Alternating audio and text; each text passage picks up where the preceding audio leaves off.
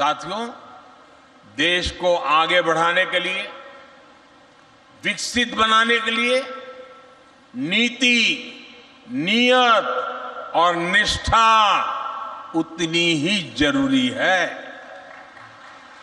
सरकार को, सिस्टम को चलाने वालों की नीति, नियत और निष्ठा ही तय करती है कि विकास होगा या नहीं होगा।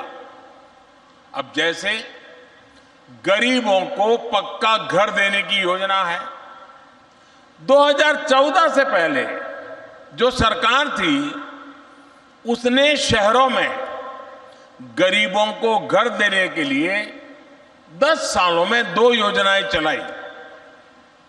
इन 2 योजनाओं के तहत 10 साल में देश भर के शहरी गरीबों के लिए सिर्फ 8 लाख घर बने।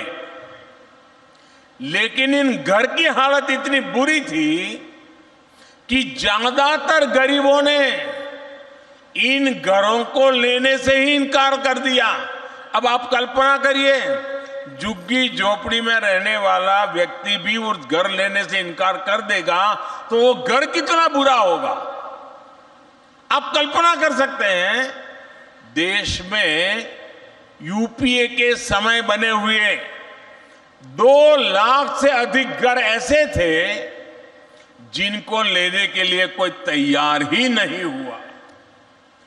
हमारे यहां महाराष्ट्र में भी उस समय बने हुए 50,000 से अधिक घर ऐसे ही खाली पड़े थे। रुपया की बर्बादी है, लोगों की मुसीबतों की चिंता नहीं।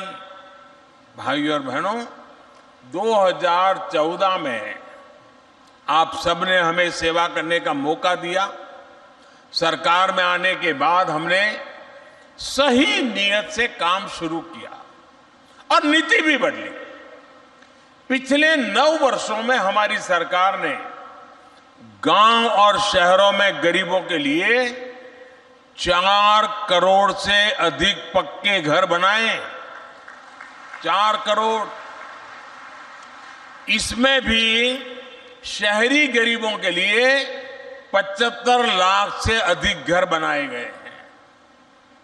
हम इन नए घरों के निर्माण में पारदर्शिता भी लाए हैं और इनकी क्वालिटी भी सुधारी है। हमारी सरकार ने एक और बड़ा काम किया है। जो घर सरकार गरीबों को बनाकर दे रही है उसमें से ज्यादातर घर महिलाओं के नाम रजिस्टर किए जा रहे हैं। इन घरों की कीमत कई लाख रुपए है। यानी बीते 9 वर्षों में देश में करोड़ों बहनें ऐसी हैं जो लखपति बनी है, मेरी लखपति दीदी बन गई है। उनके नाम पर पहली बार कोई संपत्ति रजिस्टर हुई है। आज भी जिन भाइयों और बहनों को अपने घर मिले हैं उन्हें मैं विशेष तौर पर बधाई देता हूं। मेरी तरफ से अनेक शुभकामनाएं देता हूं।